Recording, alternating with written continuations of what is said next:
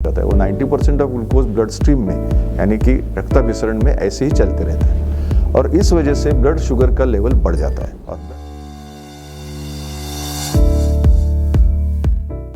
नमस्ते, मैं doctor Aniket Joshi, consulting physician, ONP group of hospitals, आपको डायबिटीज़ के बारे में जानकारी देने के लिए आज आया हूँ। ये शुरुआत है, आगे की वीडियोस में हम और डिटेल जानकारी आपको देने की कोशिश करेंगे।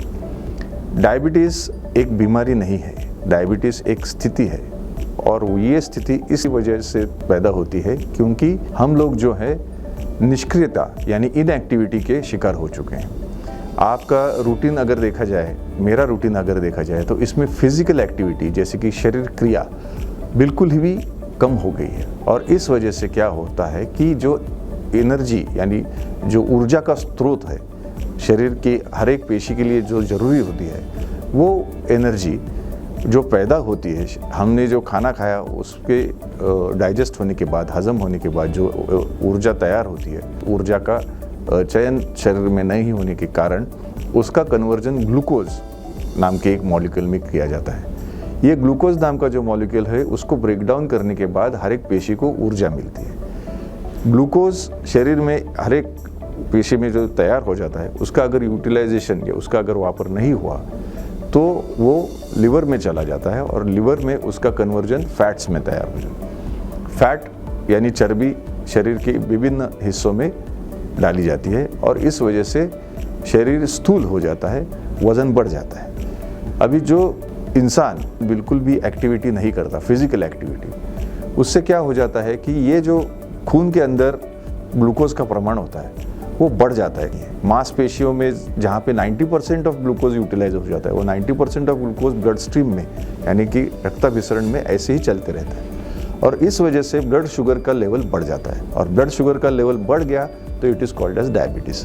कितना? जब फास्टिंग ग्लूकोज एक इंसान की 100 to 110 के ऊपर चली जाए और पोस्ट प्रेंडियल मतलब खाने के बाद की शुगर जब 160 के ऊपर चली जाए तब उसे कहते हैं डायबिटीज़। डायबिटीज़ विभिन्न तरीके का होता है। पहला होता है जो टाइप 1 डायबिटीज़ जिसे कहते हैं। टाइप 1 डायबिटीज़ में शरीर में एक स्वादुपिंड नाम के जो ग्रंथि होती है, उस ग्रंथि के अंदर से जो इंसुलिन की पैदाइश होती है और जो शरीर में ग्लूकोज के एब्सॉर्प्शन के लिए ज़रूरी होता है, उसकी कमतरता होने की वजह से टाइप 1 डायबिटीज़ पैदा होता है। लेकिन जो आज समाज में यहाँ वहाँ सब जगह दिख रहे हैं लोग, that is called non insulin dependent या टाइप 2 डायबिटीज़। ये इंसुलिन के लेवल के ऊपर बिल्कुल डिपेंडेंट नहीं होता। वो इस वजह से होता है क्योंकि लिवर जो शुगर बनाता है या ग्लूकोज बनाता है वो ग्लूकोज मांसपेशियों के अंदर जहाँ पे यूटिलाइज होना चाहिए वहाँ पे होता नहीं और इस वजह से क्या होता है कि ये ग्लूकोज ब्लड स्ट्रीम में घूमते रहता है। इस ग्लूकोज का एसिड बन जाता है और वो खून की पेशियों के अंदर की जो परत होती है जिसे इंटीमा कहते हैं उसे नुकसान पहुंचाता है और यही नुकसान फिर चर्बी गांठी की वजह से हील हो जाता है। जैसे हमको बाहर कहीं जख्म होती है तो उसको हील करने के लिए एक स्कार पैदा होता है, वैसे ब्लड वेसल्स के अंदर खून की जो बहाव करने वाली पेशियाँ होती है, वेसल्स होती है, उसके इनर लेयर को ये नुकसान पहुंचाने की वजह से अंदर की तरफ से चर्बी की गांठियाँ जैसे उसे कहते हैं एथेरोस्क्लेरोसिस, ये हर एक ऑर्गन में पैदा हो जाती है।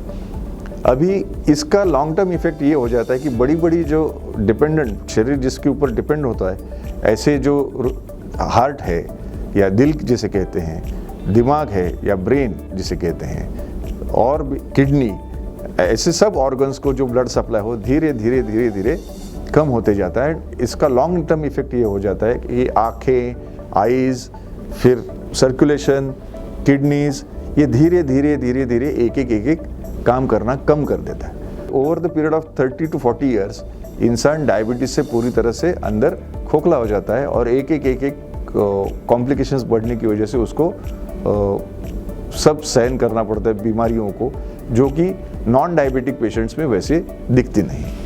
अभी इसके लिए जो सिस्टम है ऑफ ट्रीटमेंट उसमें पार्टनरशिप होना बहुत ज़रूरी है। एक पार्टनरशिप होती है, वो होती है डॉक्टर और पेशेंट की। पेशेंट अगर समझो अगर चाहता है डायबिटीज़ को ट्रीट करना, so the patient has to be very discipline. D for diabetes, D for discipline. Discipline होना बहुत ज़रूरी है। खाने की डिसिप्लिन, एक्सरसाइज की डिसिप्लिन और दवाइयाँ वक्त से लेने की डिसिप्लिन। ये अगर 3 सूत्र आप फॉलो करेंगे तो आपको डायबिटीज़ बिल्कुल तकलीफ नहीं देगा। आजकल देखा जाएगा तो टाइप 2 डायबिटीज़ बहुत यंग एज में दिखाई देते। जो पहले 50-60 के एज में डायग्नोस होते थे वो आज 30-40 के एज में डायग्नोस हो रहे हैं। ये इस वजह से हुआ है कि अपना जो लाइफस्टाइल हो गया वो बहुत लेस एक्टिविटी, जो कि पहले अगर देखा जाए तो हमारे जो पुरखे थे उनको हर एक चीज़ के लिए मस्कुलर एक्टिविटी की ज़रूरत पड़ती थी।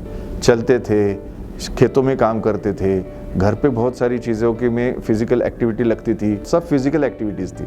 अभी हम लोग क्या करते हैं, सुबह उठते हैं, गाड़ी में बैठते हैं, ऑफिस चले जाते हैं, ऑफिस में फिर से बैठते हैं, फिर शाम को घर पे आते हैं, हम लोग बोलते हैं हम लोग ऑफिस में दिमाग का काम करके थक गया, लेकिन फिज़िकल एक्टिविटी बिल्कुल भी नहीं। इससे क्या हो जाता है कि जो शुगर का लेवल है वो बॉडी में धीरे धीरे धीरे धीरे बढ़ने लगता है। इसका इफेक्ट पूरी बॉडी पे हो जाता है। तो इसको अगर अपने को कंट्रोल में रखना है, डायबिटीज़ को टालना है या कंट्रोल में रखना है, तो पहली चीज़ क्या आपने को करनी पड़ेगी, तो we have to start exercise. कितना एक्सरसाइज?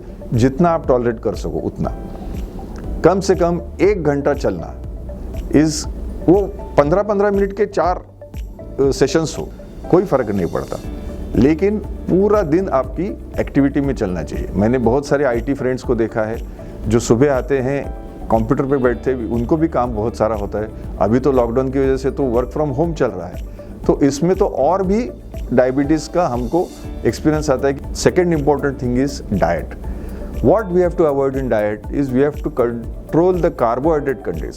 जो स्टार्ची फूड होता है, उपवास में जो चीज़ें खाते हैं, फिर फ्रूट्स लाइक बनाना जिसमें स्टार्च बहुत ज़्यादा है, पल्पी फ्रूट्स, फिर जो जंक फूड हम लोग बाहर से खाते हैं, ये टोटल अपने को अवॉइड करना पड़ता है।